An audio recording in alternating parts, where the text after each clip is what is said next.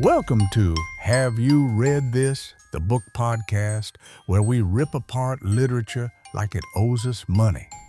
We'll praise, we'll roast, we'll emotionally scar entire fandoms. Grab your ibuprofen, your rage, and let's ruin some classics. I now turn it over to your host, a man who is single-handedly ruining the podcast world, Jason Morrison. True story and a bit of a confession. I had recorded this episode and had planned to start chopping it up and editing it. And then the other night on TikTok, there was one video that I watched and it made me record this all over again. There's a part of me that just died inside admitting that, but here we are. What started this entire episode was, I don't even know how long ago now. I saw a content creator post something along the lines of they were taking a break from social media. I think we've all seen that. But this person was transitioning away from Goodreads over to, I don't know, somewhere else. And at the risk of sounding judgmental or maybe a jerk, I've never been on Goodreads and become so stressed out because the content there. And I decided I've had enough. I've got to switch. I've got to go somewhere else. If an app about reading is stressing you out, then maybe the internet is just not the place for you. It did make me wonder what other alternatives to Goodreads there were, and are they even worth checking out? And I'd started to see more and more talk about Storygraph, and then somewhere along the lines, Fable popped up on my radar as well.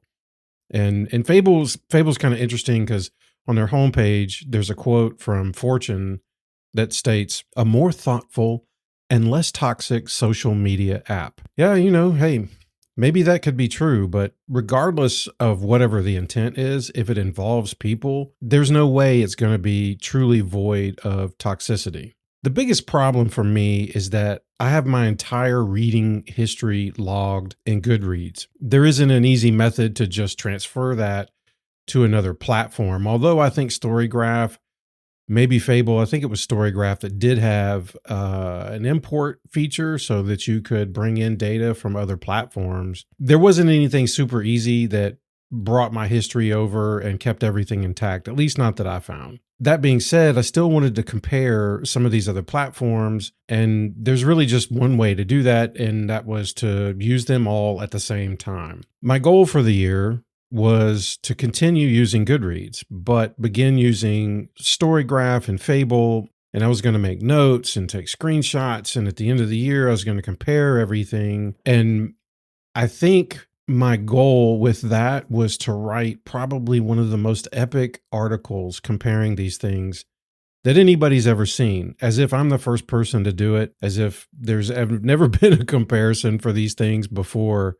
I mean, why not track reading in multiple apps at the same time? Surely that cannot be overload, right? Not with everything that we have going on in the world. Why not do the exact same thing on 3 different platforms for the purpose of 5 people reading it? But I have not always been known for my sanity. And initially, I didn't plan on adding information on the books that I'd read before this year. I also had this grand goal in mind where this extremely detailed article about the pros and cons of everything, it would make me look just pretty much amazing. But look, y'all, life is too busy right now for all of that.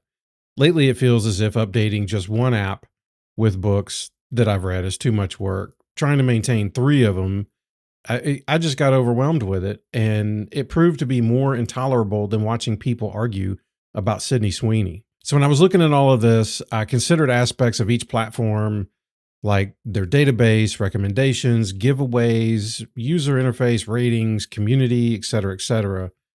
And I really had no idea that so many people online were upset about Goodreads as they apparently are. Look, y'all, it's a free app. I just feel like there's only so much complaining that we can really do. But anyway, some people aren't happy unless they're miserable. And I guess it gives creators and influencers something to stir up some conversation about. So the first thing I wanted to talk about was the database. And I ran into a few instances with Storygraph in particular, where the book I was reading just couldn't be found. For example, Roughneck by Harlan Draper was not there at all. Now, to be fair, I don't think this was a very well-known author, and I think this was one of his first books. So in a way, I guess I shouldn't be shocked that it wasn't there. But I also found some other books where they just didn't exist in Storygraph. Or maybe the cover was there, but there was absolutely no details at all. It continuously felt like a lot of information was either incomplete or just missing entirely. But in all fairness, all of the more popular books were there and carried about the same average rating as I found on Goodreads. And I think that was pretty common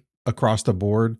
I don't remember getting on Fable and like, wow, this book had terrible ratings, and then getting on Goodreads and it was something entirely different. The ratings were going to have some discrepancies because of the ability on these other platforms to use half stars, and I'll talk about that here in a little bit.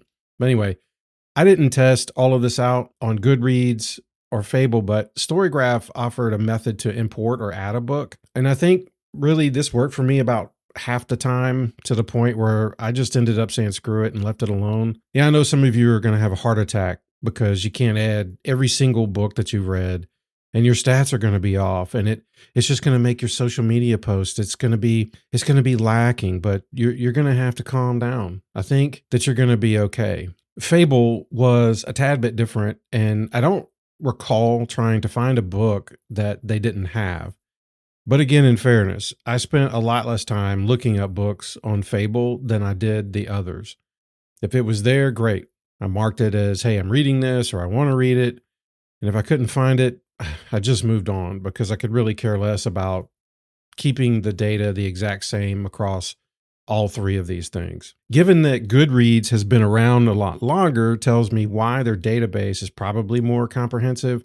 I also saw some creator that was like, well, Goodreads has an unfair advantage because they're owned by Amazon. And so if that data is being shared, okay, well, of course, Goodreads is going to have a lot more information, especially if it is linked to Amazon. And I have to agree with this creator's video that sparked the changes in this episode when he mentioned that there are too many variations of certain books on Goodreads.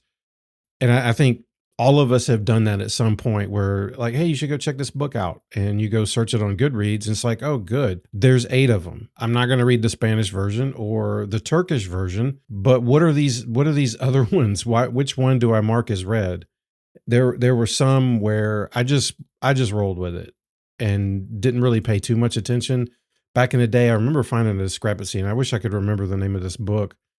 There were several different versions, and ironically, they were all different page counts, and they all had like a fair amount of reviews, which I thought was kind of strange. I don't know what you people are doing, really. Just randomly going in there and marking things red, and I don't know, couldn't figure it out.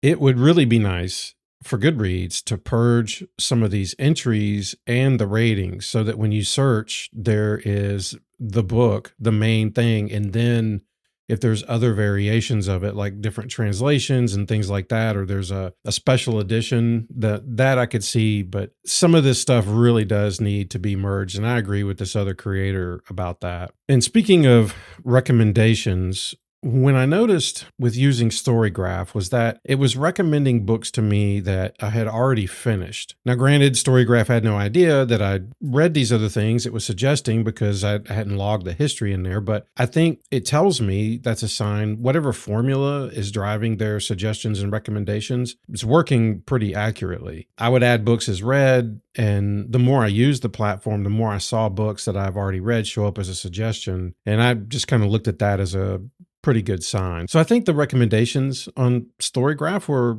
pretty good, pretty on point. I didn't see anything where, it's not recommending that I read Twilight. It was books that I think are actually good. So that's a positive. But when a book popped up that I had read before, if I did have the time, I would mark it as read in Storygraph. And then can't believe I admitted I'd take the time to do all this crap. But I went over to Goodreads and I would copy and paste my review. And I would do the same thing for Fable. But what happened was, after doing this for a few months, I really got tired of it. It really comes down to me just not being dedicated enough to do this crap for a whole year, just to make the 9 people who listen to this happy. And I've seen some hate towards Goodreads from creators who claim that Goodreads is almost as bad at recommending books as Joe Biden was reading from a teleprompter, which I think is a stretch because let's face it, the teleprompter got the best of Joe.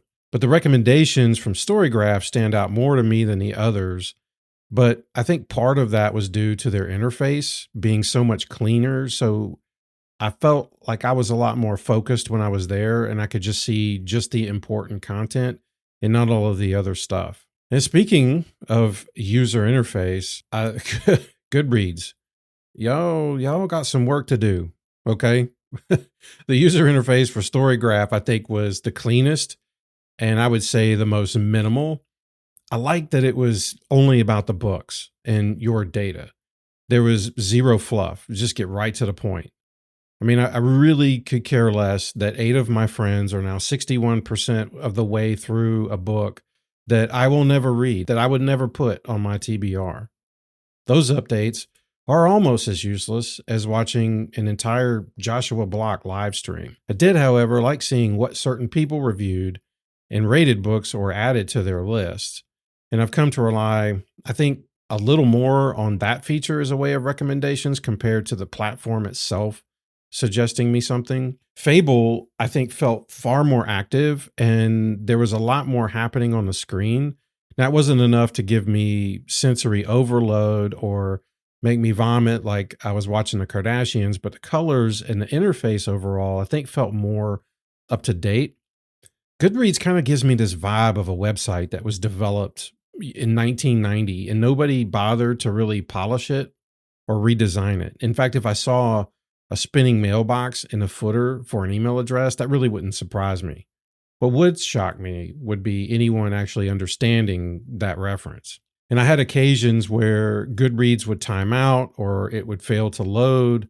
Naturally, this was like when I was in a bookstore and wanting to scan a cover and Goodreads was like, hey, we're not going to work right now. And I just kind of didn't like that really at all. And I know it's free, but I think it should work. But I don't recall running into that with any of the other platforms. And it really doesn't matter at all because who cares at the end of the day if your stupid book app or website doesn't load right away?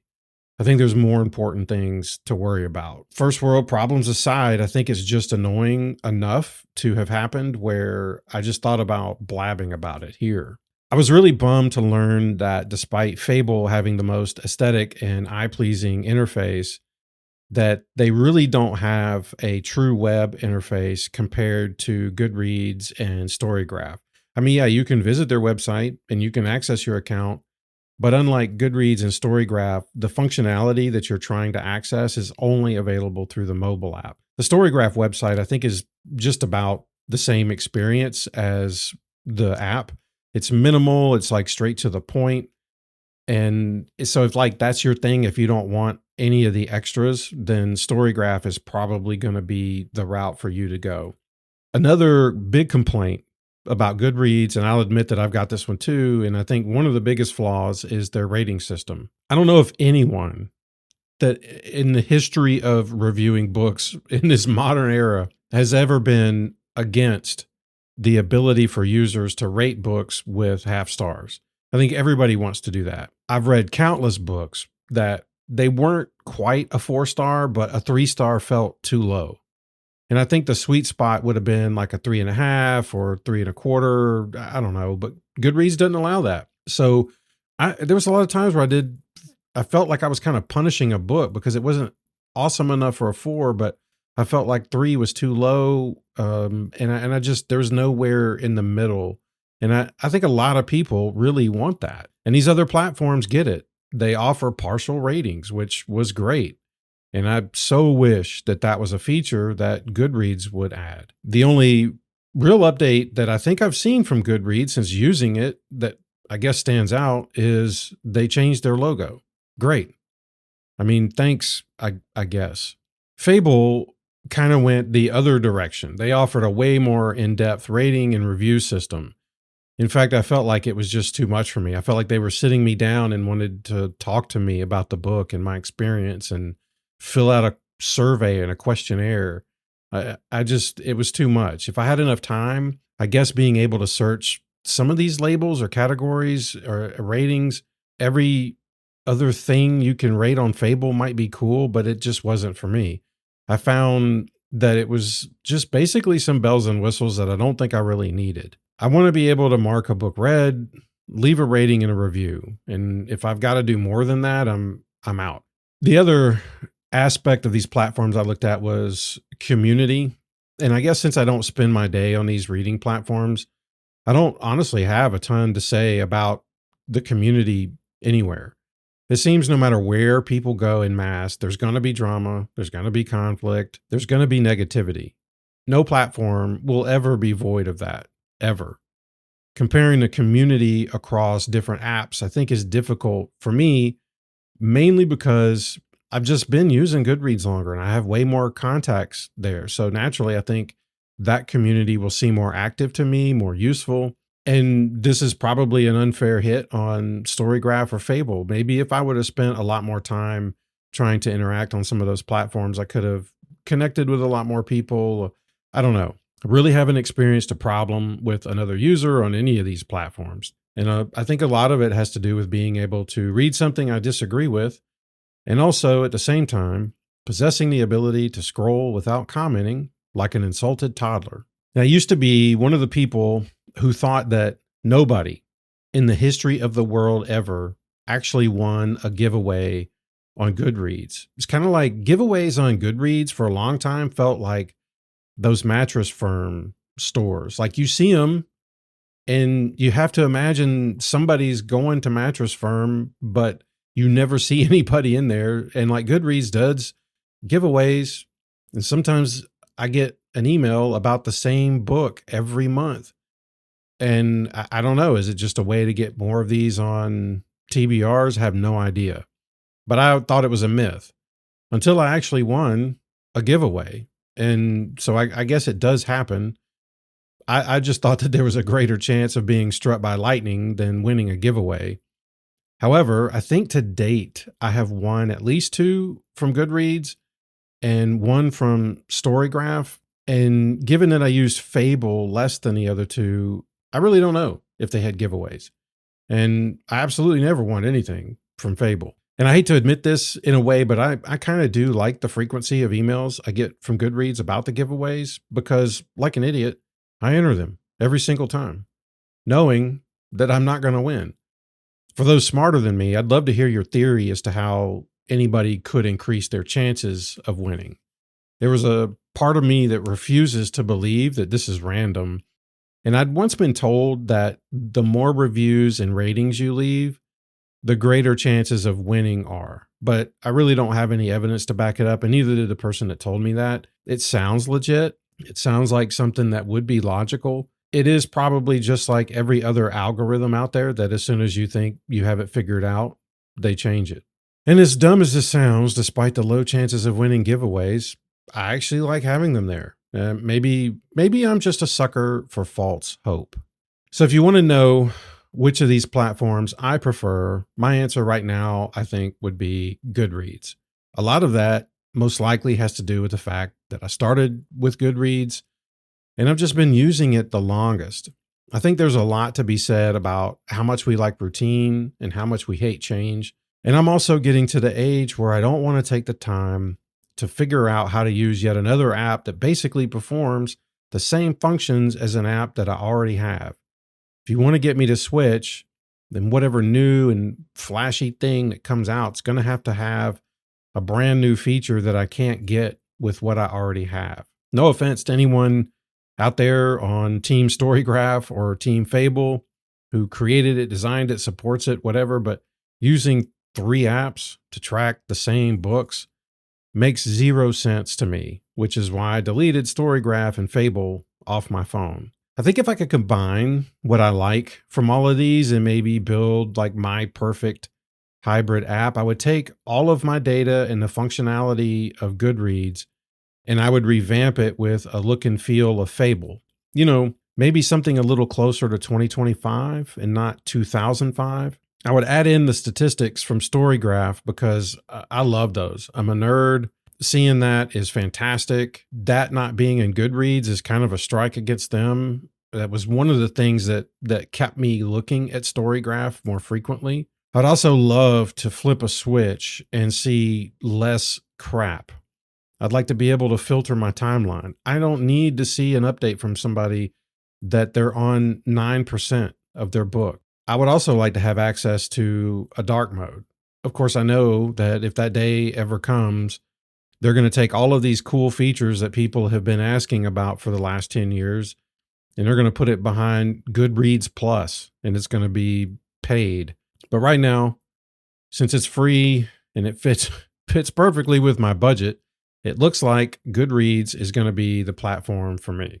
Also, now with a little bit more quiet time at the house and my schedule starting to look, I guess, a little more normal, though still more chaotic than I'd like, I have more episodes in the works. So for the three of you still listening to this episode, I can hear your collective cries of rejoicing. I just finished reading my second book by Joyce Carol Oates, and I want to talk through that one at some point in another episode, along with her other book, Zombie, that I read. And it just kind of makes me wonder, does anybody refer to her as Joyce Oates, or are we all just using her whole government name? I also finished reading The Sluts by Dennis Cooper, solely because someone said it was the darkest book they have ever read. Let's just say for now that it was close, but it's not the darkest. And I know in a recent episode, I said that I wasn't going to go down that rabbit hole ever again, but I guess I'm a sucker for punishment, because I think after that I read Dead Inside by Chandler Morrison, and then now The Sluts by Dennis Cooper, both of which usually show up on dark and disturbing lists. This one definitely earned its place. I don't know if I want to devote a whole episode to it, but probably worth talking about at some point.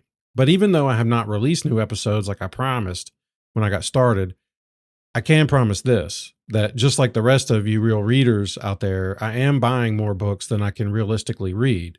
So at least I have that going for me. Congratulations. You wasted another 20-something minutes listening to me ramble about apps on your little life-sucking rectangles. I think the big takeaway from this episode is this. If you disagree with my review, you're wrong. Your taste is bad, and you probably still listen to Rebecca Black CD. Actually, I am just kidding a tad little bit. Don't get upset. Your opinion matters. It just doesn't matter here. Anyway, I will catch you on the next episode. Until next time.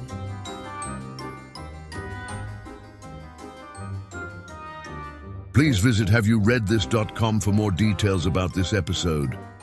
Follow along on Instagram, like, follow, and all that other nonsense.